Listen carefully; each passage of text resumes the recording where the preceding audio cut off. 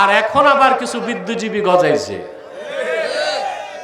এর মধ্যে সবচেয়ে কুখ্যাত হচ্ছে ফরহাদ মজহাব। লালনদের পক্ষ নিস, লালনের পক্ষ নিস, বাউলদের পক্ষে। বাউল মানি তো ফাউল। তারা তো ইসলাম বিশ্বাস করে না, তারা লালনের ধর্ম বিশ্বাস করে। এক কুখ্যাত বাউল গান গাইতে যে আল্লাহর শানে বেয়াদবি করেছে, শরীয়ত মোতাবেক তার শাস্তি মৃত্যুদণ্ড। তা তো হয় নাই, জেলে নিছে। তাতে ফরহাদ মজহার আলেমদের হুমকি দেয়, সে দেখে নিবে। আমিও বলেছি ফরহাদ, আমরাও দেখে নিব। যে তৌহিদি জনতাকে ভয় পাও, তারা যদি খেপে যায়, তোমার মতো ফরহাদের দাড়িগুলো কোদাল দিয়ে চেষে জুতা পেটা করে বাংলাদেশ থেকে বের করে দিবে। বাংলাদেশের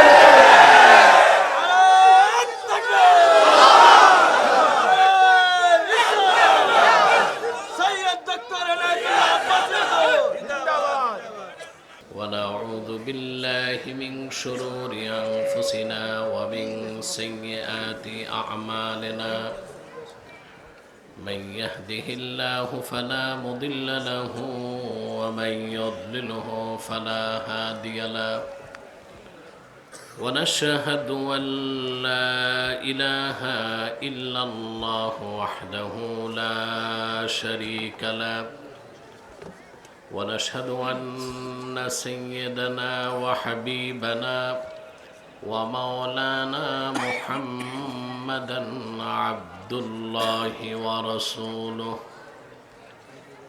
صلى الله عليه وعلى آله وصحبه وسلم الذي أكمل الله به قصر النبوة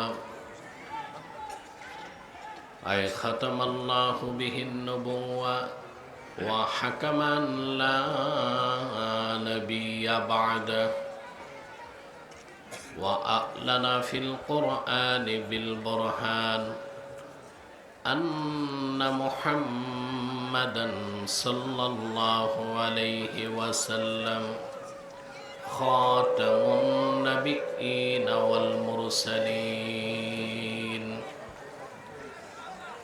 الذي أرسله بالحق بشيرا ونذيرا وداعيا إلى الله بإذنه وسراجا منيرا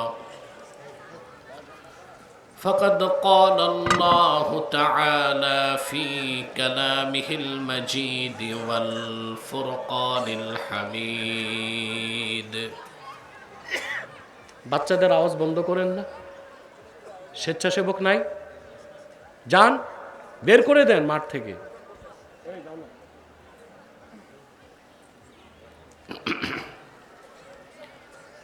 أعوذ بالله من الشيطان الرجيم بسم الله الرحمن الرحيم ويقول الذين كفروا لولا أنزل عليه آية من ربه قل إن الله يضل من يشاء ويهدي إليه من أناب الذين آمنوا وتطمئن قلوبهم بذكر الله ألا بذكر الله تطمئن القلوب صدق الله العظيم وصدق رسوله النبي الكريم ونحن على ذلك من الشاهدين والشاكرين والحمد لله رب العالمين إن الله وملائكته وملائكته يصلون على النبي يا أيها الذين آمنوا صلوا عليه وسلموا تسليما اللهم কি অবস্থা মাইকে সাউন্ড কোথায়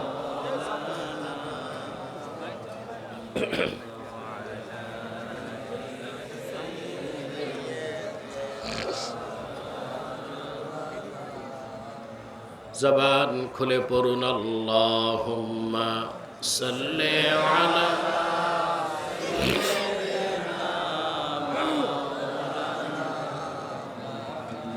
ওয়া আলা আলি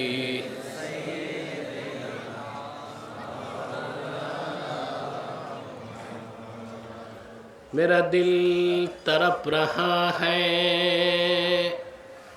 मेरा जल रहा है सीना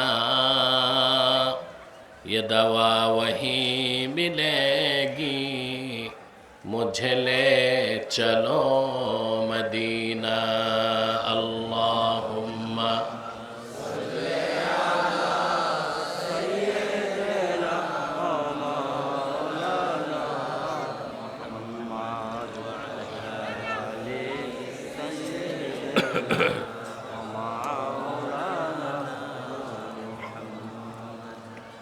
मदीने की हवा से जन्नती बू आती है खा के पाके मदीना में नूरे जन्नत चमकती है अल्लाहुम्मा सल्ले अला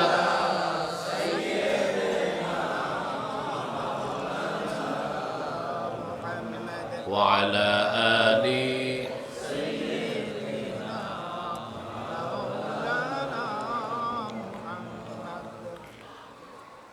محمد رسول الله صلى الله عليه وسلم ختم الله به النبوة وحكما لا نبي بعده بلغ العلا بكماله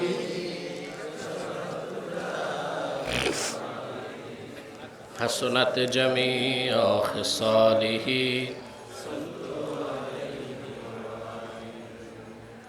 তাহফিজুল উম্মাহ হাফিজিয়া মাদ্রাসা কর্তৃক আয়োজিত আজকের এই তাফসীরুল কোরআন মাহফিলের সম্মানিত সভাপতি, সম্মানিত অতিথিবৃন্দ, ওলামায়ে কেরাম, বিশেষ করে আজকের রৌনক বখশ মেহমান বিশিষ্ট অর্থনীতিবিদ ডক্টর জালাল উদ্দিন সাহাব, সকলকে আমার পক্ষ থেকে হৃদয় নিংড়ানো ভালোবাসা, শুভেচ্ছা এবং অভিনন্দন জ্ঞাপন করছি। সবটুকুন শুকরিয়া আল্লাহ তাআলার জন্যে, যিনি আজকের বরকতপূর্ণ মাহফিলে আমাদেরকে আসার বসার তৌফিক মেহেরবানি করে ভিক্ষা দান করেছেন। সেজন্য আসুন আমরা সকলে একবার অবনত চিত্তে হৃদয়ের আবেগ অনুভূতি উজাড় করে সমবেত কণ্ঠে বলি আলহামদুলিল্লাহ। অগণিত অসংখ্য দরুদ ও সালাম আল্লাহর সৃষ্টির প্রধান আকর্ষণ, বিশ্বসভার সভাপতি, সকল নবী রাসূলগণের মাথার তাজ, শামসুল হিদায়াত, বদরুদ্দুজা, সাইয়্যিদুস সাকালাইন, ইমামুল মুরসালিন, খাতামুন নবিয়্যিন আল মুরসালিন, আফতাবে নবুওয়াত, শাহনশাহে রিসালাত, সরকারে দো জাহাঁ, সুলতানুল মদিনা, নবিয়ুল আম্বিয়া, হুজুরে আকরম, নূরে মুজস্সম, নূরুন আলা নূর, সাইয়্যিদিনা হাবিবিনা শফিঈনা মাওলানা মুহাম্মদ সাল্লাল্লাহু আলাইহি ওয়াসাল্লামের উপর আল্লাহ পাক যাকে আজ থেকে প্রায় ১৫০০ বছর আগে প্রেরণ করেছেন সর্বশ্রেষ্ঠ ও সর্বশেষ নবী ও রাসূল হিসেবে, যার পরে আজ পর্যন্ত পৃথিবীতে অবশ্যই কোনো প্রকার নবী কিংবা রাসূল অবশ্যই আসে নাই, অবশ্যই এখনো নাই, অবশ্যই কিয়ামত পর্যন্ত আসবে না। সম্মানিত সুধী, সেই সন্ধ্যা থেকে বসে আছেন আপনারা, আলহামদুলিল্লাহ বলুন আলহামদুলিল্লাহ। নিশ্চয় আল্লাহ আপনাদের পছন্দ করেছেন বলেই দিনের পথে দিনের কাজে আসার সুযোগ দিয়েছেন।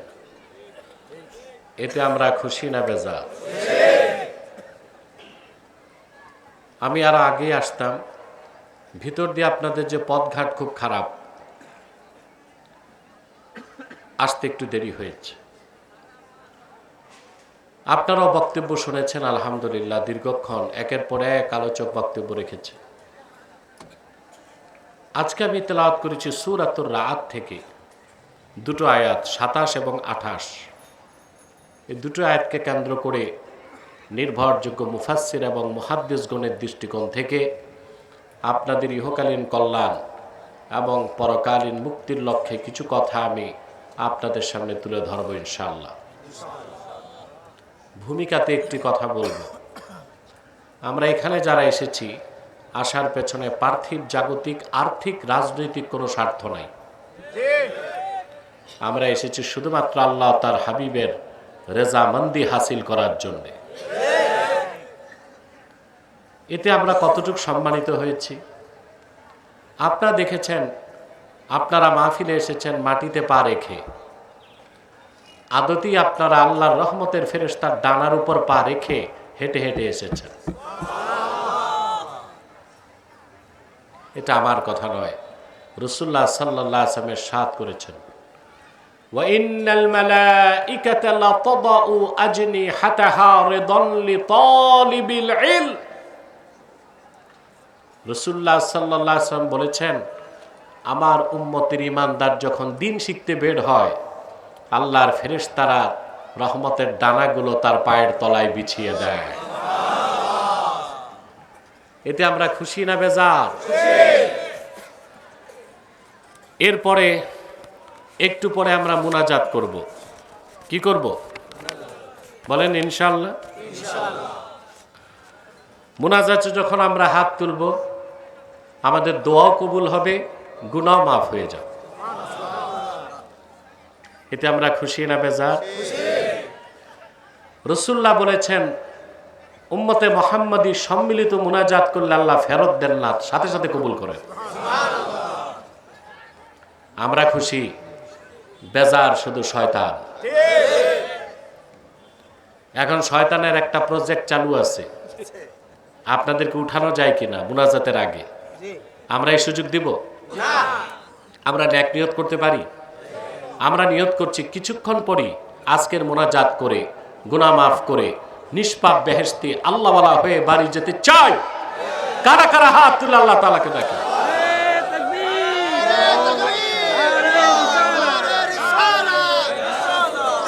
আল্লাহ কবুল করুক, আল্লাহ মঞ্জুর করুক, বলুন আল্লাহুম্মা আমিন। সম্মানিত সুধী, আসুন তেলাওয়াতের মাধ্যমে আলোচনায় প্রবেশ করি। আমার সঙ্গে আপনারাও তেলাওয়াত করবেন, যেন প্রতিটি বাক্যের, প্রতিটি শব্দের, প্রতিটি অক্ষরের নূরকে আল্লাহ তাআলা আমাদের সিনায় বিকশিত করে দেন। আউযু বিল্লাহি মিনাশ শাইতানির রাজীম। বিসমিল্লাহির রাহমানির রহিম।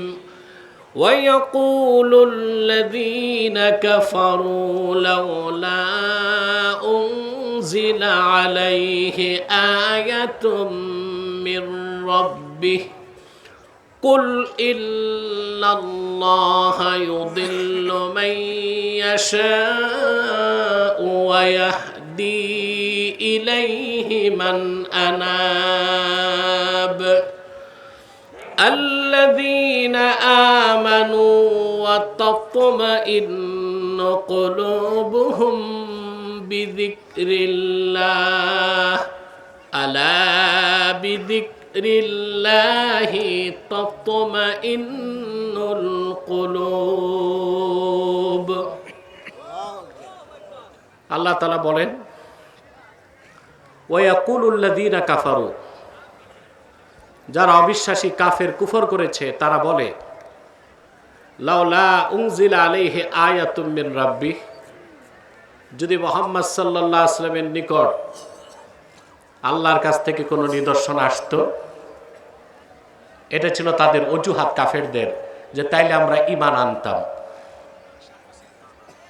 আল্লাহ ঘোষণা করলেন সবচেয়ে বড় নিদর্শন কোরআন শরীফ দেখার পরও যারা ঈমান আনে নাই, কোন নিদর্শন দেখে তারা ঈমান আনবে না।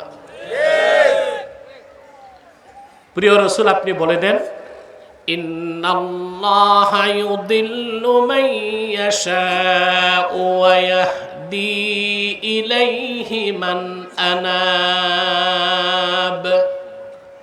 আল্লাহ যাকে ইচ্ছা তাকে পথভ্রষ্ট করেন, আর বিনয়ের সাথে যে এগিয়ে আসে আল্লাহ তাকে হেদায়েত দিয়ে হেদায়েতের শেষ মঞ্জিলে পৌঁছায় দেন।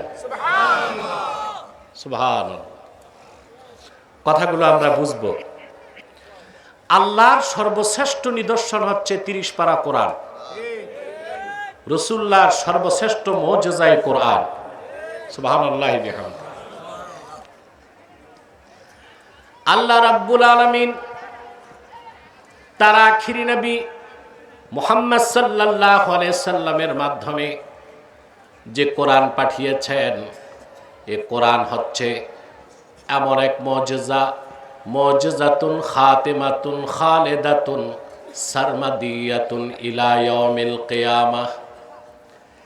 এমন এক মুজিজা রাসূলুল্লাহ রেখে গিয়েছেন, কিয়ামত পর্যন্ত যা অপরিবর্তনীয় থাকবে, অম্লান থাকবে, অক্ষয় থাকবে, যার কোনো রদ বদল হবে না। কিয়ামত পর্যন্ত কোরআন মানুষকে আল্লাহ, তার রাসূল ও ইসলামের মহাসত্যতার পক্ষে সাক্ষ্য দিয়ে যাবে। এর চেয়ে বড় নিদর্শন আর কিছু হতে পারে না। কিন্তু কাফেররা অজুহাত খুঁজতে লাগলো যে এটা না হয়ে যদি এটা হতো, এটা না হয়ে যদি এটা হতো। যেমন ওরা একটা অজুহাত হিসেবে রাসূলুল্লাহর কাছে বক্তব্য উপস্থাপন করেছে, ওয়ালাউ আন্না কুরআনান সুয়িরাত বিহিল জিবালু আও কুত্তিআত বিহিল আরদু আও কুল্লিমা বিহিল মাউতা বাল লিল্লাহিল আমরু জামিআ। যদি মুহাম্মদ সাল্লাল্লাহু আলাইহি সাল্লামের নিকট এমন একটা কোরআন আসতো যার মাধ্যমে পাহাড়গুলো উড়তো, জমিনটা ফেটে যেত, মৃত মানুষ দাঁড়িয়ে কোরআনের সাথে কথা বলতো, তাইলে ঈমান আনার চিন্তা করতাম। বলেন নাউজুবিল্লাহ। আল্লাহ বলেন বাল লিল্লাহিল আমরু জামিআ। এই সব কাজ তো আল্লাহর ইখতিয়ারভুক্ত, কিন্তু হেদায়েত না থাকলে নিদর্শন দেখার মাধ্যমে কেউ ঈমান আনতে পারে না। কারণ সবচেয়ে বড় নিদর্শন হচ্ছে কোরআন। এই কোরআন দেখার পর যারা ঈমান আনে নাই, ওরা যত নিদর্শন দেখতে চায় সব যদি আল্লাহ দেখান, তারা ঈমান আনবে না। আল্লাহ রাব্বুল আলামিন বলেন ইন্নাল্লাযীনা হাক্কাত আলাইহিম কালিমাতু রাব্বিকা লা ইউমিনুন ওয়ালাউ জাআতহুম কুল্লু আয়াতিন হাত্তা ইয়ারাউল আযাবাল আলীম।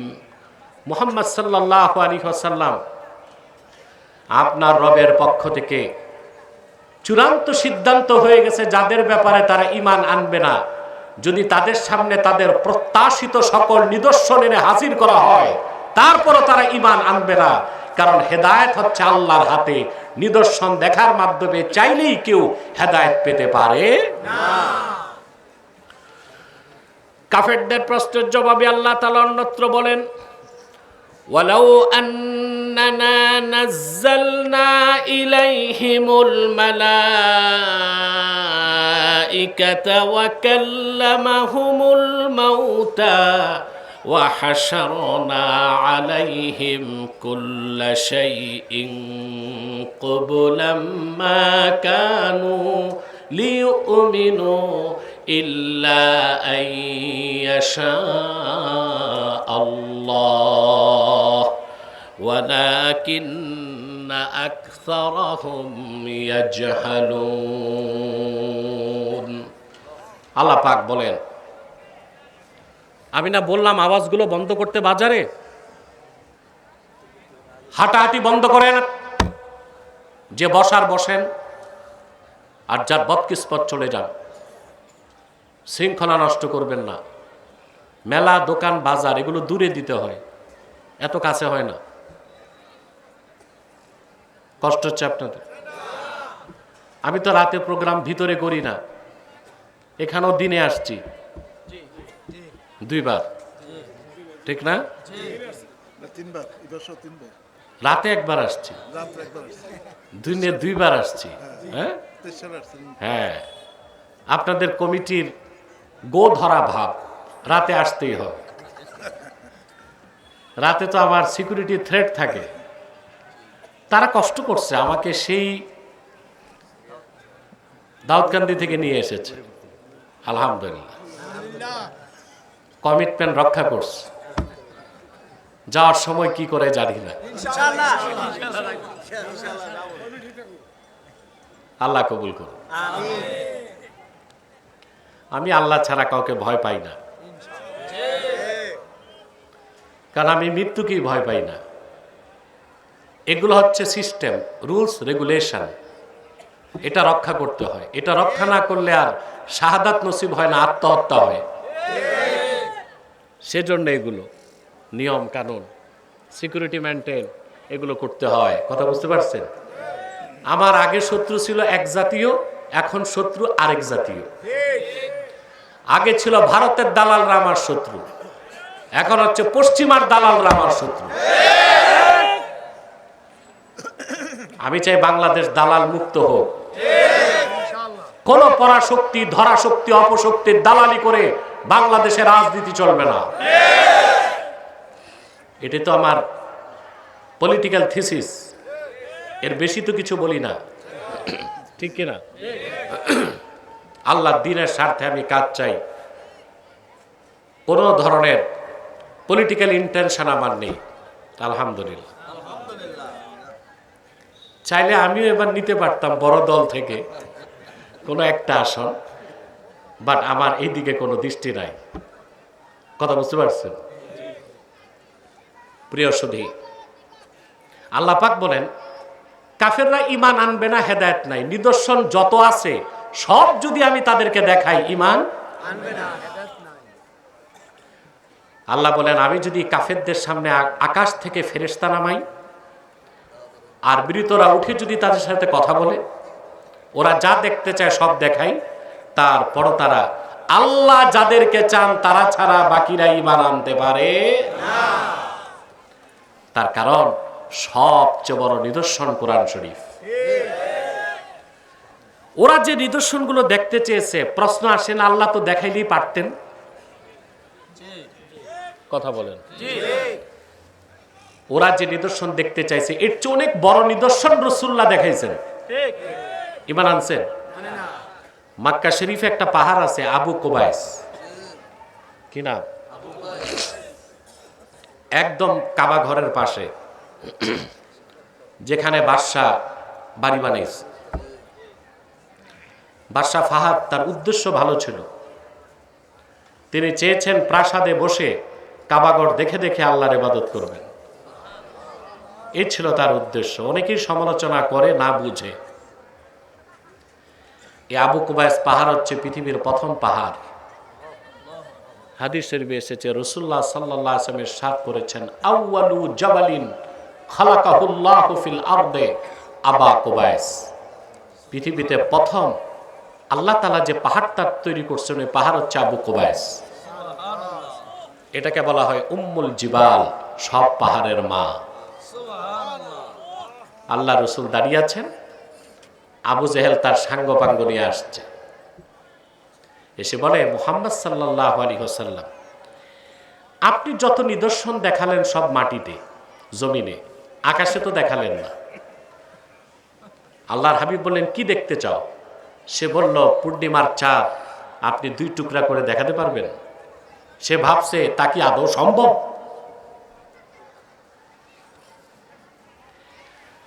কোরআন সাক্ষ্য দেয়, আল্লাহর হাবিব শাহাদাত আঙ্গুলি দিয়ে আঙ্গুল ইশারা করলেন, পূর্ণিমার চাঁদটা 2 টুকরা হয়ে আবু কোবাস পাহাড়ের 2 পাশে সরে গেল।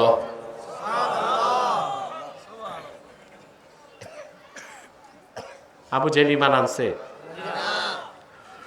কোরআনে কারীমে আল্লাহ পাক সে কথা বলেন, ইকতারাবাতিস সাআতু ওয়ানশাক্কাল কমার ওয়া ইন ইয়ারাউ আয়াতান ইউরিদু ওয়া ইয়াকুলু সিহরুম মুস্তামির। কিয়ামত নিকটবর্তী হলো, মুহাম্মদ সাল্লাল্লাহু আলাইহি সাল্লামের আঙ্গুলের ইশারায় চাঁদ 2 টুকরা হয়ে গেল। কাফেররা ঈমান আনলো না, বলল সিহরুম মুস্তামির, এটা চলমান জাদু। বলেন নাউজুবিল্লাহ। তা নিদর্শন দেখলে কি হেদায়েত আনতো? কথা বলেন। কাফেররা আশ্চর্য হয়ে বলল, মুহাম্মদ সাল্লাল্লাহু আলাইহি ওয়াসাল্লাম যা দেখালেন তা তো জাদু হতে পারে না। আসো আমরা একটা পরীক্ষা করি, যদি এটা জাদু হয়ে থাকে, আমরাই দেখেছি, আরবের বাইরের কেউ দেখবে না, আর যদি এটা নিদর্শন হয় তো সবাই দেখবে। ওরা দলে দলে বিভক্ত হয়ে চতুর্দিক কাফেলা পাঠায় দিল। কেউ শাম থেকে আসতেছে, কেউ দামেস্ক থেকে, কেউ ইয়ামান থেকে, কেউ মিশর থেকে। যাকেই তারা জিজ্ঞেস করেছে তারাই বলেছে, আমরা সুস্পষ্টভাবে অবলোকন করেছি, রাতের বেলা পূর্ণিমার চাঁদ 2 টুকরা হয়ে 2 পাশে সরে গেছে, আবার দীর্ঘক্ষণ পর তা জোড়া লেগে গেছে, আমরা তা জেগে জেগে দিব্য চোখে দেখেছি। তারপর কাফেররা ঈমান। শুধু আরবের লোকজন দেখে নাই, আল্লামা সৈয়দ আনোয়ার কাশ্মীরি রাহিমাহুল্লাহ, বুখারী শরীফের যে সরাতার ফাইজুল বারি, সেখানে একটা তথ্য এসেছে। সৈয়দ আনোয়ার কাশ্মীরি লেখেন, কদ শাহাদাহু রাজুলুম মিনাল হিন্দে ইসমুহু ভোলরাজ। আল্লাহর হাবিব যখন মক্কায় চাঁদকে 2 টুকরা করে দেখালেন, আরবের মাটি থেকে হাজার হাজার মাইল দূরে ভারতের ভূপালের রাজা ভোলরাজ নিজ চোখে তা দেখতে পেয়েছে। আপনারা কি ঘুমাচ্ছেন নাকি? না শুনতেছেন? সে অত্যাশ্চর্য হয়ে গেছে। সকালবেলা যত জ্যোতিষ, ধর্মগুরু, পণ্ডিত ডাকছে, ডেকে বলল, গত রাতে দেখলাম পূর্ণিমার চাঁদটা 2 টুকরা হয়ে গেছে, কিছুক্ষণ পর জোড়া লাগছে, কি দেখলাম? পণ্ডিতরা বলল, স্বপ্ন দেখছেন? বলে না, দিব্য জেগে জেগে দেখেছি। বলে আমাদেরকে একটু সময় দেন। ওরা কিছু সময় পর বলল, যা দেখছেন সত্য দেখছেন। বলে তার মানে? বলে আমাদের ধর্মগ্রন্থ উল্লেখ আছে, গোটা বিশ্ব মানবতার কল্যাণে মুক্তির জন্য যিনি আল্লাহর পক্ষ থেকে মহাকান্ডারী হিসেবে আসবেন, আখিরি নবী মুহাম্মদ সাল্লাল্লাহু আলাইহি ওয়াসাল্লাম, মক্কায় তিনি আসবেন, তিনি চলে এসেছেন। কাফেরদের চ্যালেঞ্জের মোকাবেলায় তিনি চাঁদকে 2 টুকরা করবেন। গত রাতে সেই ঘটনা ঘটেছে, আপনি তা চোখে দেখতে পেয়েছেন। আল্লামা কাশ্মীরি এর বেশি উল্লেখ করেন নাই, অন্য ইতিহাস সাক্ষ্য দেয়, হিন্দু রাজা ভোলরাজ সব পরিবারে হিন্দুস্তান ছেড়ে আরবে চলে গেল, আল্লাহর হাবিবের কাছে ঈমান এনে মুসলমান। সুবহানাল্লাহ। কিন্তু এত বড় নিদর্শন দেখেও আবু জাহেল রাসূলুল্লাহর পাশে দাঁড়িয়ে থেকে দেখার পর ঈমান কেন? কুল ইন্নাল্লাহা ইউদিল্লু মান ইয়াশা ওয়া ইয়াহদি ইলাইহি মান আনাব। মুহাম্মদ সাল্লাল্লাহু আলাইহি ওয়াসাল্লাম আপনি বলুন, আল্লাহ যাকে ইচ্ছা তাকে আপন রহমত থেকে সরিয়ে দেন, তখন সে পথভ্রষ্ট হয়ে যায়। আর যে বিনয়ের সাথে এগিয়ে আসে, আল্লাহ তাকে হেদায়েত দিয়া রহমতের কোলে টেনে নেন। বলেন সুবহানাল্লাহ। কথাগুলো বুঝতেছেন? হেদায়েত কার হাতে? আপনারা জানেন পৃথিবীর ইতিহাসে একটা বড় ঘটনা চন্দ্র বিজয়, ঠিক না? 70-এর দশকে যখন রাশিয়া আর আমেরিকাতে শীতল যুদ্ধ চলছিল, কোল্ড ওয়ার, তখন রাশিয়া চেষ্টা করছিল কার আগে কে চাঁদে যাবে। ভাগ্যক্রমে আমেরিকার 3 জন বিজ্ঞানী মহাকাশচারী চাঁদে অবতরণ করেছে। শুনছেন না? এর মধ্যে একজন ছিল নীল আর্মস্ট্রং। চাঁদ থেকে ঘুরে এসে সে মিশরে গিয়েছিল সফরে। মিশরের আজহার বিশ্ববিদ্যালয়ে ঘুরতে যে সে আজান শুনছে। আজান শুনে বললে এটা কিসের আওয়াজ? বলে এটা মুসলমানদের নামাজে ডাকার আওয়াজ। বলে এই আওয়াজ তো আমি চাঁদের মাটিতে পেয়েছি। শুধু তাই না, তারা দেখেছে চাঁদের মাঝখানে ফাটলের দাগ। রাসূলুল্লাহ যে 2 টুকরা করেছিলেন, জোড়া লাগার পর দাগ এখনো রয়ে গেছে। যখন ইহুদিরা দেখলো চন্দ্র বিজয় তো আমাদের হয় না, এটা মুসলমানের বিজয়, তারা তখন একটা বই লিখে ফেললো, we never went to the moon. আমরা কখনোই চাঁদে যাই নাই। নাউজুবিল্লাহ বলবেন না? ইহুদিরা, কাফেররা কত বড় মিথ্যাচার হইতে পারে। চাঁদে রকেট গিয়েছে, 3 জন বিজ্ঞানী নেমেছে। তৎকালে নাসা কর্তৃক প্রচারিত এই সংবাদটি 70 কোটি মানুষ লাইভে দেখেছে। কত কোটি মানুষ? এটা 70 দশকের কথা, 69 সালে 70 কোটি মানুষ লাইভে দেখছে রকেট চাঁদে গেছে, নভোচারীরা নামছে। কিন্তু যখন ইসলামের বিজয়ের কথা আসে, তখন তারা সব ভুলে গেছে, বই লিখে ফেলছে, we never went to the moon. আমরা কখনো চাঁদে যাই নাই। তা আগে কি দেখাইছো? তোমাদের কোনটা মানবো, আগেরটা না এইটা?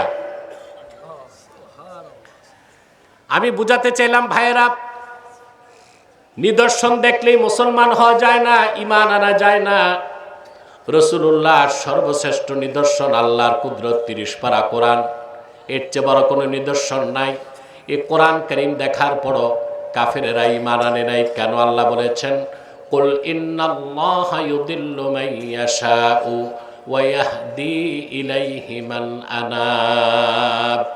প্রিয় হাবিব মুহাম্মদ সাল্লাল্লাহু আলাইহি ওয়াসাল্লাম আপনি বলুন, নিশ্চয় আল্লাহ যাকে ইচ্ছা তাকে পথভ্রষ্ট করেন। আর যে ব্যক্তি বিনয়ের সাথে এগিয়ে আসে আল্লাহর দিকে, আল্লাহ তাকে হেদায়েত দিয়া হেদায়েতের শেষ মঞ্জিলে পৌঁছায় দেয়। হেদায়েত 2 প্রকার। কয় প্রকার?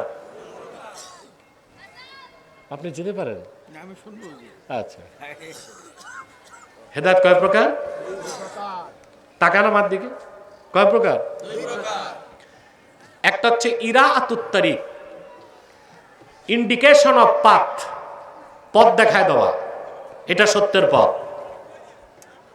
এটা হেদায়েতের পথ, এটা জান্নাতের পথ। আরেকটা হচ্ছে ইসাল ইলাল মাতলুব, হাত ধরে বান্দাকে হেদায়েতের শেষ মঞ্জিলে পৌঁছায় দেওয়া। প্রথমটা কোরআনের কাজ, দ্বিতীয়টা আল্লাহর কাজ। সুবহানাল্লাহ। পথ দেখায় কে? আল্লাহ। সেই পথে চালায় কে? আল্লাহ। সুবহানাল্লাহ। হেদায়েত 2 প্রকার। একটা হচ্ছে ইরাআতুত তারিক, পথ দেখায় দেওয়া। আরেকটা হচ্ছে ইসাল ইলাল মাতলুব, সেই পথে হেদায়েতের শেষ গন্তব্যে পৌঁছায় দেওয়া। আমি একটু দৃষ্টান্ত দিব, কথা বলেন। আল্লাহ রাব্বুল আলামিন হেদায়েতের পথ দেখানোর জন্যে 1 জন 2 জন নয়, লাখের উপর পয়গম্বর পাঠিয়েছেন। যুগে যুগে যারা মানুষকে সত্যের পথ দেখিয়েছেন, হেদায়েত করেছেন, সবার শেষে এসেছেন আজ থেকে প্রায় ১৫০০ বছর আগে আখির নবী, নবীগণের মাথার তাজ মুহাম্মদ মুস্তাফা সাল্লাল্লাহু আলাইহি ওয়াসাল্লাম, যিনি গোটা মানব জাতিকে হেদায়েতের চূড়ান্ত পথ দেখায় দিয়েছেন। রেখে গেছেন ৩০ পারা কোরআন। কিয়ামত পর্যন্ত এই কোরআন মানুষকে সেই মহাসত্যের পথে আহ্বান করবে। এটা হচ্ছে ইরাতুত তারিক, পথ দেখায় দেওয়া। কিন্তু সেই পথে কে চলবে আর কে চলবে না, সিদ্ধান্তটা কে নিবেন? ওই দ্বিতীয়টা হচ্ছে ইসাল ইলাল মাতলুব, গন্তব্যে পৌঁছায় দেওয়া। সুবহানাল্লাহ বলে। সত্যকে চিনলে গ্রহণ করা যায়? কথা বলেন। সত্যকে চিনতে পারা এক বিষয়, সত্যকে গ্রহণ করা আরেক বিষয়। আমি দুটো দৃষ্টান্ত আপনাদেরকে দিচ্ছি। মক্কায় কুরাইশদের নেতা ছিল আবু জাহাল। কে? তো কুরাইশদের মধ্যে যারা বুদ্ধিজীবী ছিল, বড় বুদ্ধিজীবী ছিল আখনাস ইবনু শারিক। কি নাম? আখনাস বিন শারিক। অনেক বড় বুদ্ধিজীবী ছিল। এখন বাংলাদেশে বুদ্ধিজীবী আছে না? কথা বলেন। আমাদের ডক্টর জালালউদ্দিন সাহেব বলছেন বুদ্ধিজীবীদের কথা, পরাস্ত হয়েছে তারা। যত বুদ্ধিজীবী আমার সাথে বসছে আলহামদুলিল্লাহ পরাজিত হয়েছে। ওদের কাছে কিচ্ছু নাই। মাথা যে দেখেন টাক মাথা, বাইরেও খালি ভিতরেও খালি।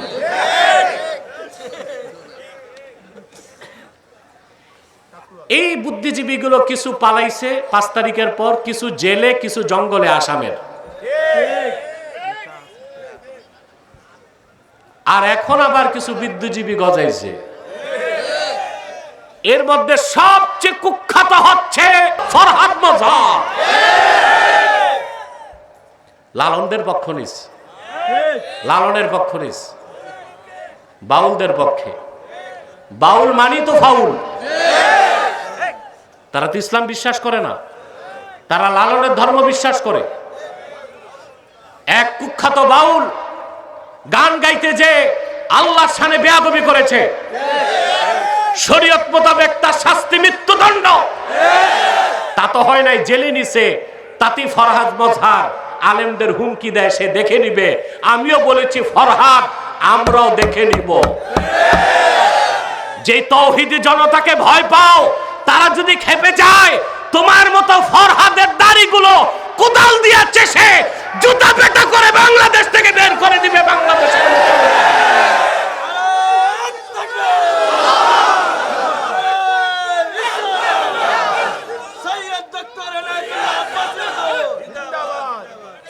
প্রিয় সুধী,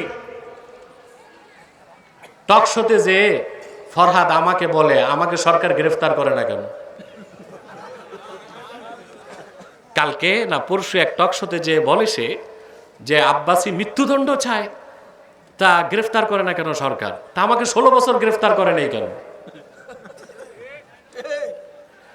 চুরি করে জেলে যাওয়া আর ইসলামের পক্ষে কাজ করে জেলে যাওয়া পার্থক্য আছে।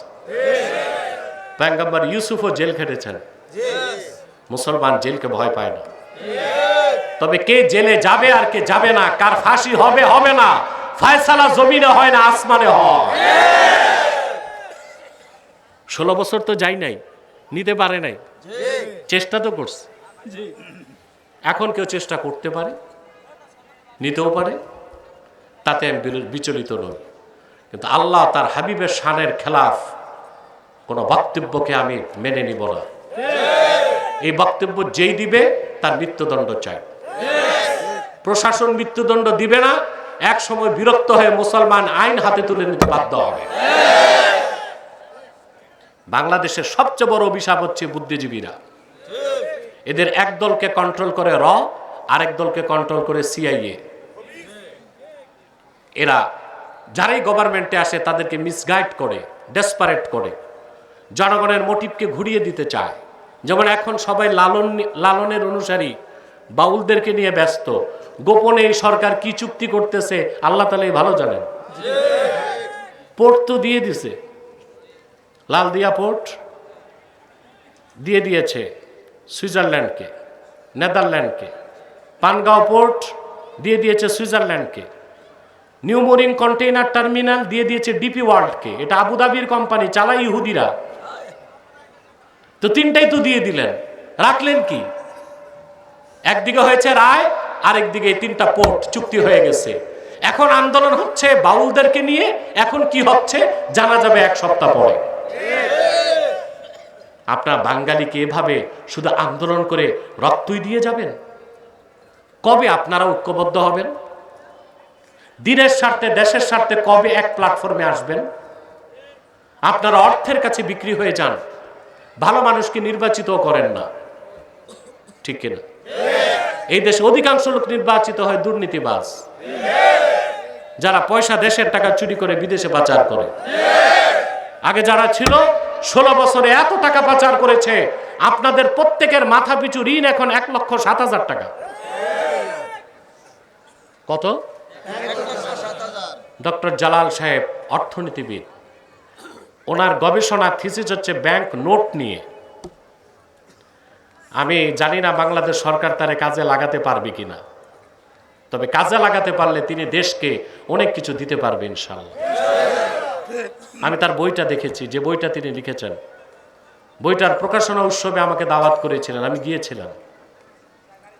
তো বলছিলাম আমাদের এখন মাথাপিছু ঋণ হচ্ছে 1,07,000 টাকা প্রত্যেকের। এটা হচ্ছে দুর্নীতির কারণে। যে কথা বলছিলাম, বুদ্ধিজীবীরা সবচেয়ে বড় অভিশাপ। এখন আমাদেরকে আরেক দল বুদ্ধিজীবীর সাথে ফাইট করতে হচ্ছে। এই বুদ্ধিজীবী নতুন কিছু না, মক্কার কুরাইশ কাফেরদেরও বুদ্ধিজীবী ছিল। বড় বুদ্ধিজীবী ছিল আবু জেহেল, আরেকটা ছিল আখনাস বিন শারিক। কি নাম? একদিন সে আবু জেহেলকে এসে বলে, আমি তোমাকে একটা প্রশ্ন করব, উত্তর দিবা? বলে হ্যাঁ। আখনাস বিন শারিক আবু জেহেলকে বলল, আখবিরনি আন মুহাম্মাদিন সাল্লাল্লাহু আলাইহি ওয়াসাল্লাম আসাদিকুন হুয়া আম কাযিব ওয়ালাইসা হা হুনা মিন কুরাইশিন গায়রি ওয়া গায়রুকা ইয়াসমাউ কালামানা। আবু জেহেল, আমি তোমার একটা প্রশ্ন করব, এখানে আমি আর তুমি ছাড়া কুরাইশদের কেউ নাই, আমাদের কথা শুনবে। তোমার কাছে জানতে চাই মুহাম্মদ সাল্লাল্লাহু আলাইহি ওয়াসাল্লাম তিনি সত্যবাদী কিনা বলো। আবু জেহেল জবাব দিল, ওয়াইহাকা ওয়াল্লাহি আন্না মুহাম্মাদান সাল্লাল্লাহু আলাইহি ওয়াসাল্লাম লা সাদিকুন ওয়া মা কাযাবা মুহাম্মাদুন সাল্লাল্লাহু আলাইহি ওয়াসাল্লাম কাত্তু। কাবার মালিক আল্লাহর কসম, আমি আবু জেহেল সাক্ষী দিচ্ছি, কাবার মালিক আল্লাহর কসম, মুহাম্মদ সাল্লাল্লাহু আলাইহি ওয়াসাল্লাম মহাসত্যবাদী। তিনি কোনোদিন একটা অক্ষর মিথ্যা বলেন নাই। এই ছিল আবু জেহেলের স্টেটমেন্ট। ঈমান আনছে? সত্য কি চিনছে, কিন্তু ঈমান আনতে কারণ হেদায়েত দুই প্রকার, একটা হচ্ছে হেদায়েতের পথ দেখা, আরেকটা হচ্ছে হেদায়েতের পথে চলতে পারা। বলেন সুবহানাল্লাহ। আরেকটা দৃষ্টান্ত দিচ্ছি, সহিহ আল বুখারী কিতাবুল মাগাজি হাদিস নাম্বার 3950। রাসূলুল্লাহ সাল্লাল্লাহু আলাইহি ওয়াসাল্লামের বিশিষ্ট সাহাবী ছিলেন হযরত সাদ বিন মুআজ। ওনার সাথে বন্ধুত্ব ছিল মক্কার আরেক জালেম কাফেরের, তার নাম ছিল উমাইয়া ইবনু খালাফ, যার উপাধি ছিল আবু সাফওয়ান। কি নাম ছিল? এই আবু সাফওয়ান ছিল উমাইয়া ইবনে খালাফের উপাধি। মদিনা মুনাওয়ারা থেকে হযরত সাদ যখন মক্কায় আসতেন হিজরতের পরে, মক্কা বিজয়ের আগে, এসে তার বন্ধু উমাইয়ার বাড়িতে উঠতেন। আর উমাইয়া যদি কোনো কারণে মদিনা মুনাওয়ারা যেত, সে তার বন্ধু সাদের বাড়িতে উঠত। কথা বুঝতেছেন? সাদ বিন মুআজ রাদিয়াল্লাহু তাআলা আনহু তিনি ওমরা হজ করতে আসলেন মক্কায় হিজরতের পরে, মক্কা বিজয়ের আগে। এখন তো ভয়ের বিষয়, কাফেররা দেখলে তো ওনাকে হত্যা করতে পারে। তিনি মদিনা মুনাওয়ারা থেকে মক্কা মুকাররমায় এসে হযরত সাদ বিন মুআজ উমাইয়া ইবনে খালাফের বাড়িতে উঠছে। বন্ধু, আর সে বড় নেতা, প্রোটেকশন দিবে। রাতের বেলা হযরত সাদ উমাইয়াকে বললেন, উনজুরলি সাআতা খালওয়াতিন লাআল্লি আন আতুফাল কাবা। তুমি আমার জন্য একটা খালি সময় দেখো, যখন কাবার চত্বরে কেউ থাকবে না, আমি চুপচাপ যে কাবাগর তোয়াফ করে আবার ফিরে যাব মদিনা মুনাওয়ারায়। ঠিক দুপুরবেলা উমাইয়া ইবনে খালাব বলল, চলো এখন সবাই ঘরে আছে, রোদ বেশি, তুমি তোয়াফ করে যেতে পারবা। যে কাবার চত্বরে গেছে, যে দেখে শয়তান আবু জাহেল দাঁড়ায় আছে। আবু জাহেল হযরত সাদকে দেখেই তার রক্ত মাথায় উঠছে। সে উমাইয়াকে জিজ্ঞেস করতেছে, ইয়া আবা সাফওয়ান মান হাযা মাআক। আবু সাফওয়ান, তোমার সাথে কে? চিনতেছে কিন্তু দুশ্মনির কারণে পরিচয় দিচ্ছে না। বলে, সে আমার বন্ধু রাসূলুল্লাহর সাহাবী সাদ বিন মুআজ। তো তার সাহস হইল কেমনে মক্কায় এসে উমরা করা? যদি তোমার সাথে না থাকতো সে, আমি দেখতাম কি করে সুস্থ দেহে সে মদিনা শরীফ ফিরে যায়। মনে রাখবেন মুসলমান, মুমিন আল্লাহ ছাড়া কাউকে ভয়। এবার হযরতে সাদ বিন মুআজ বললেন, আবু জাহেল, তাহলে আমিও দেখে নিতাম কেমন করে তুমি মদিনা মুনাওয়ারার পাশ দিয়ে ব্যবসা করতে শাম দেশে যাও। আসতে বলে নাই, ধমকের সাথে বলছে। সুবহানাল্লাহ। আল্লাহর ইমানদার বান্দার হৃদয়টা হয় আকাশের মতো প্রশস্ত, ওখানে কোনো ভয় শঙ্কা থাকে না। সুবহানাল্লাহ। নেতাকে ধমক দেওয়াতে উমাইয়া ইবনে খালাব ছিল সেকেন্ড ইন কমান্ড, আর আবু জাহেল ছিল ফার্স্ট ইন কমান্ড। নেতার মধ্যে গ্রেড থাকে না? কথা বলেন। এই যে এখন 5 তারিখের পর শুধু নেতা আর নেতা, নানগঞ্জে খুব উৎপাত, একটু পর পর মোটর সাইকেলের বহর। কে যাচ্ছে? হুজুর চিনবেন না, এটা হচ্ছে হকি স্টিক বল্টু। নামগুলো এরকম ইউনিক হয়, এই নেতাদের নামগুলো এরকম উদ্ভটি হয় এখন। তো পিছে কারা? বলে ওরা হচ্ছে কেউ উপনেতা, পাতি নেতা, সাথী নেতা। আবু জাহেল ছিল ফার্স্ট ইন কমান্ড, উমাইয়া ছিল সেকেন্ড ইন কমান্ড। সাদ ধমক দিছেন উমাইয়াকে, খারাপ লাগছে কার? আবু জাহেলকে ধমক দিছেন, খারাপ লাগছে উমাইয়ার। উমাইয়া বলল, লা তারফা সাউতাকা আলা আবিল হাকাম সাইয়্যিদি আহলিল ওয়াদি। সাদ, তুমি এই উপত্যকার নেতা আবু জাহেলকে ধমক দিয়ে কথা বলো না। সাদ বললেন, উমাইয়া, আবু জাহেলকে বাদ দাও, তুমি কি তোমার খবর জানো নাকি? বলে, না, তা তো জানি না। সাদ বললেন, আমি রাসূলুল্লাহ নূরের জবান থেকে নিজের কানে শুনেছি, তিনি বলেছেন তোমাকে হত্যা করবেন তিনি। রাসূলুল্লাহর কথার প্রতি বিশ্বাস কি ছিল উমাইয়ার, যদিও সে কাফের ছিল। বলল, কি মক্কায় না মক্কার বাইরে? সাদ বললেন, এটা রাসূলুল্লাহ বলেন নাই। এই কথা শুনে সে তার নেতা উমাইয়া, আবু জাহেল আর বন্ধু সাদ, দুইজনকে বাদ দিয়ে একটা দৌড় দিয়েছে বাড়িতে, যে তার বউকে ডাকতেছে, ইয়া উম্মা সাফওয়ান, সাফওয়ানের মা তুমি কোথায়? মানুষ বিপদে পড়লে মুসলমান ডাকে আল্লাহকে, স্বাভাবিক মানুষ ডাকে বাবাকে, আর কিছু আছে অতি ভক্ত মানুষ ডাকে বউকে। ঠিক না? মুমিন বিপদে পড়লে কারে ডাকে? স্বাভাবিকভাবে মানুষ ডাকে বাবাকে, ঠিক না? মাকে, আর কিছু মানুষ ডাকে বউকে। বউ তো ধরে আসছে, কি হয়েছে তোমার? বলে, এই মাত্র আমাকে সাদ বলেছে মুহাম্মদ সাল্লাল্লাহু আলাইহি ওয়াসাল্লাম বলেছেন ওনার সাহাবীগণ আমাকে হত্যা করবেন। তো বউ একই প্রশ্ন করছে, মক্কায় না মক্কার বাইরে? বলে, এটা তো রাসূলুল্লাহ বলেন নাই। আমি বুঝাতে চাচ্ছি, উমাইয়া ইবনে খালাফ এতটা নিকৃষ্ট কাফের হবার পরও আল্লাহ রসুলের কথার প্রতি তার অগাধ বিশ্বাস কিরকম ছিল। সে তার বউকে বলল, তুমি সাক্ষ্য থাকো, ওয়াল্লাহি লা আখরুজু মিন মক্কা, আল্লাহর কসম জীবনে আর কোনোদিন আমি মক্কার বাইরে যাব না। হ্যাঁ, আল্লাহর কসম আমি মক্কার বাইরে রাসূলুল্লাহর কথার প্রতি বিশ্বাস ছিল? কথা বলেন। ছিল কাফের, কিন্তু রাসূলুল্লাহর কথায় বিশ্বাস ছিল? শুধু বিশ্বাস না, প্রবল বিশ্বাস। কিছুদিন পর শুরু হলো বদর যুদ্ধের দামামা। তা আবু জেহেল বাড়ি বাড়ি যে রিক্রুট করতে, আপনাদের কষ্ট হচ্ছে না তো? আমার ঘড়ি টড়ি নাই, আপনারা তো আওয়াজ টাওয়াজ দিচ্ছেন না। সময় কত? টাইম কত? ইয়া আল্লাহ, 11টা 10টা 52। আপনার ঘড়ি আর ঘড়ি নাই, এ তো গোড়া হয়ে গেছে। 11টা বেজে গেছে, মানে আমি মাইক ধরছি 1 ঘন্টা হয়ে গেছে, আর 10-15 মিনিট ইনশাল্লাহ, ঠিক আছে? কথা তো শুনবেন। কথা বলার দুইটা নীতি, একটা হচ্ছে বেশি সময়ে কম কথা, আর একটা হচ্ছে কম সময়ে বেশি কথা।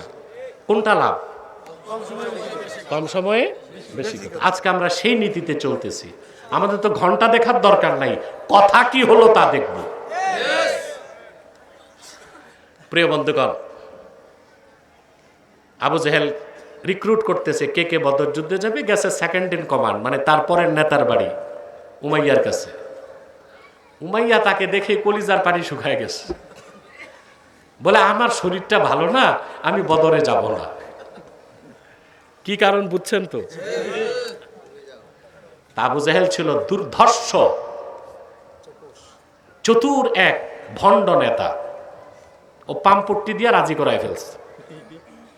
ঠিক আছে, দেখব। আবু জেহেল চলে যাবার পর উমাইয়ার বউ এসে বলছে, তুমি ভুলে গেছো মুহাম্মদ সাল্লাল্লাহু আলাইহি ওয়াসাল্লাম বলেছেন তোমাকে হত্যা করা হবে, যেটা তোমার বন্ধু জানিয়েছে সাদ। তো সে তার বউকে বলল, আবু জেহেল তো শয়তান মানুষ, ওর একটা বুঝ দিছে, আমি একটু বের হয়ে আবার ফিরে আসব। সহিহ আল বুখারী সাক্ষ্য দেয়, উমাইয়া মক্কা থেকে বের হলো, আর ফিরতে পারে নাই মক্কায়। আল্লাহ তারে বদর পর্যন্ত উপস্থিত করলেন।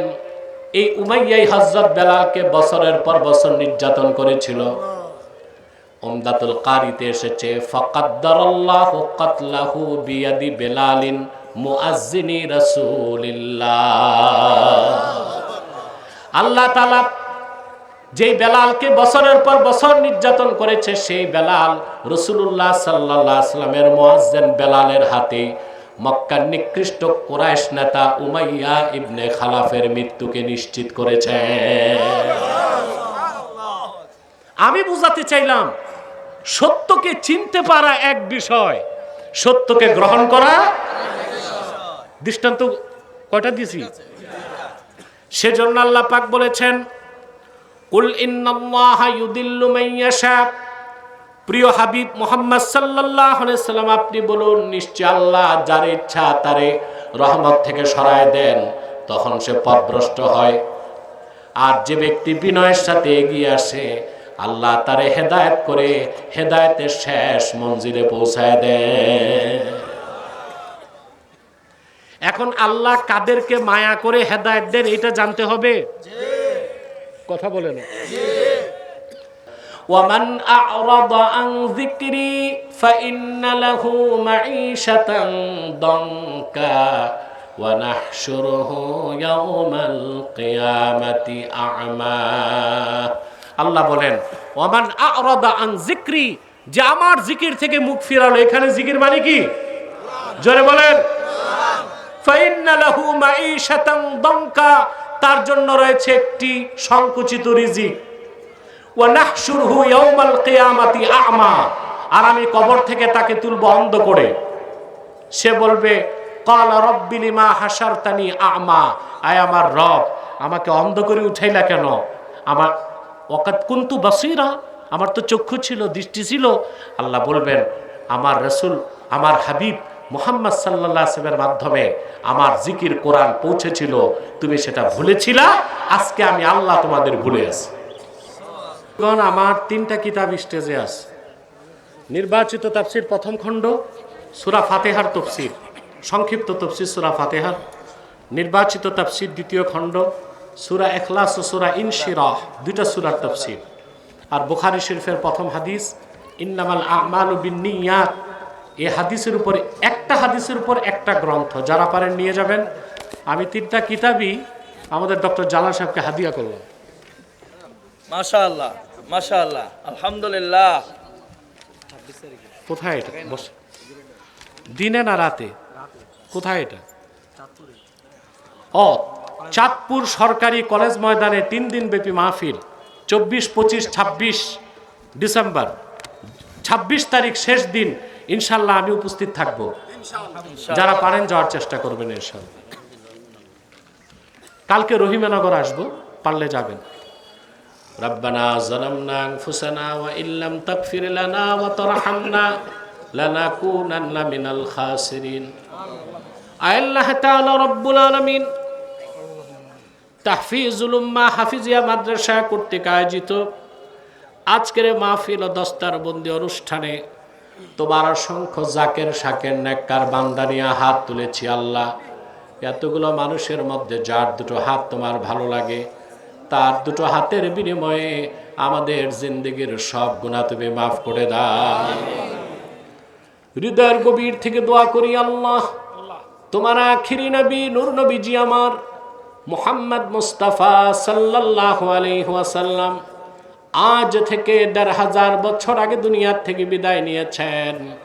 হায়াতুন নবী হিসেবে জান্নাতুল ফেরদাউস রওজা মোবারকে বিশ্রাম নিয়েছেন। আল্লাহ, জীবনে একবার তোমার আখিরি নবী নূর নবীজি আমার মুহাম্মদ মুস্তাফা সাল্লাল্লাহু আলাইহি ওয়াসাল্লামের জান্নাতুল ফেরদাউস রওজা মোবারকে উপস্থিত হয়ে গো আল্লাহ, তোমার হাবিবের নূরের কদমে দরুদ ও সালামের হাদিয়া দেবার আগে আল্লাহ তুমি ডাক দিও না। আল্লাহ তাআলা একবার বা একাধিকবার যারা সোনার মদিনায় নূরের মদিনায় যেতে পেরেছি আল্লাহ, জীবনে বারবার তোমার আখিরি নবী নূর নবীজি আমার মুহাম্মদ মুস্তাফা সাল্লাল্লাহু আলাইহি ওয়াসাল্লামের নূরের শহর মদিনাতুল মুনাওয়ারা জিয়ারতের জন্য তাদের কপালটা খুলে দাও। হৃদয়ের গভীর থেকে দোয়া করি আল্লাহ, তোমার আখিরি নবী নূর নবীজি আমার মুহাম্মদ মুস্তাফা সাল্লাল্লাহু আলাইহি ওয়াসাল্লামের নূরের চেহারা মোবারক স্বপ্ন একবার দেখে গো আল্লাহ, জান্নাত ওয়াজিব হবার আগে তুমি ডাক দিও না আল্লাহ। একবার বা একাধিকবার যারা তোমার আখিরি নবী নূর নবীজি আমার মুহাম্মদ মুস্তাফা সাল্লাল্লাহু আলাইহি ওয়াসাল্লামের নূরের চেহারা মোবারক স্বপ্নে দেখার সৌভাগ্য লাভ করেছে আল্লাহ, জীবনে বারবার দেখার জন্যে তাদের কপালটা তুমি জান্নাতি কপাল বানায় দাও রব্বুল আলামিন। আমাদের অনেকের বাবা নাই, অনেকের মা নাই, অনেকের বাবা মা একজনও নাই। যত মানুষের বাবা মা দুনিয়ার থেকে বিদায় নিয়ে অন্ধকার কবরে চলে গেছে আল্লাহ, সকল মুসলমান বাবা মার কবরকে আল্লাহ তুমি জান্নাতের বাগান বানায় দাও রব্বুল আলামিন। আল্লাহ তাআলা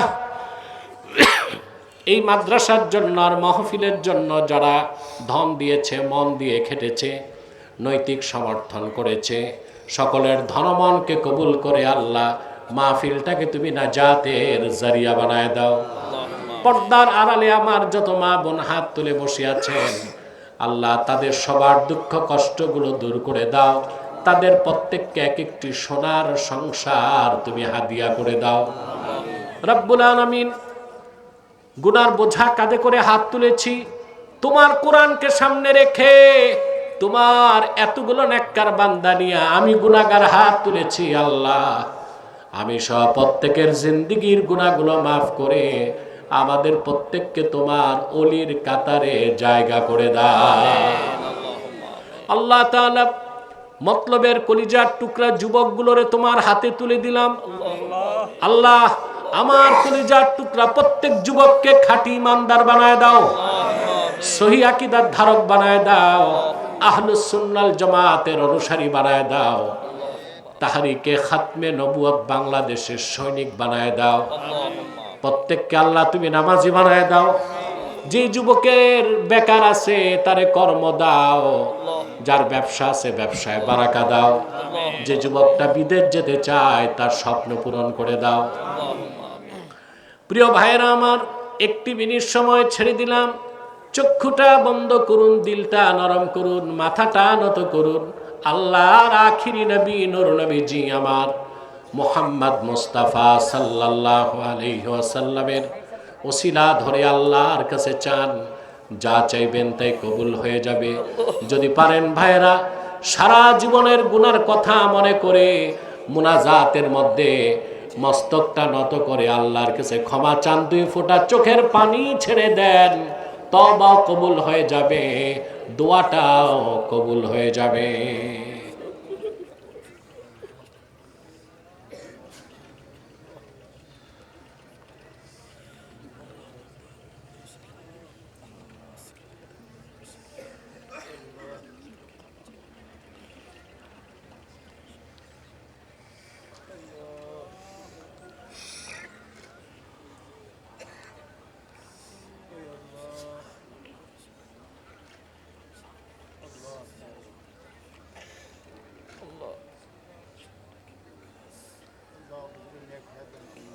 আল্লাহ আমিন আমিন আয় আল্লাহ তাআলা হুজুরকে নেক হায়াত দান করেন। আমিন দিনের খাঁটি দাঈ হিসেবে কবুল করেন। আমিন ইয়া আল্লাহ সমস্ত শত্রুতা থেকে হেফাজত করুন। আমিন ইয়া আল্লাহ আয় আল্লাহ আয় আল্লাহ আল্লাহ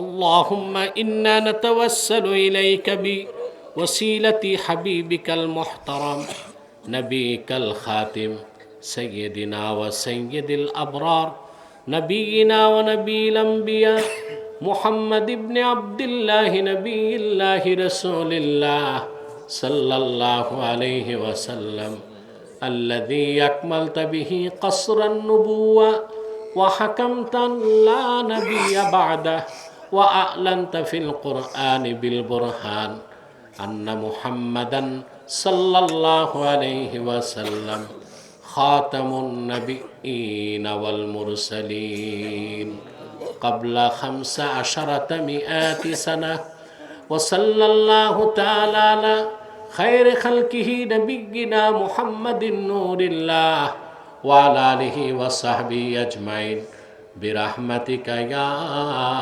أرحم الراحمين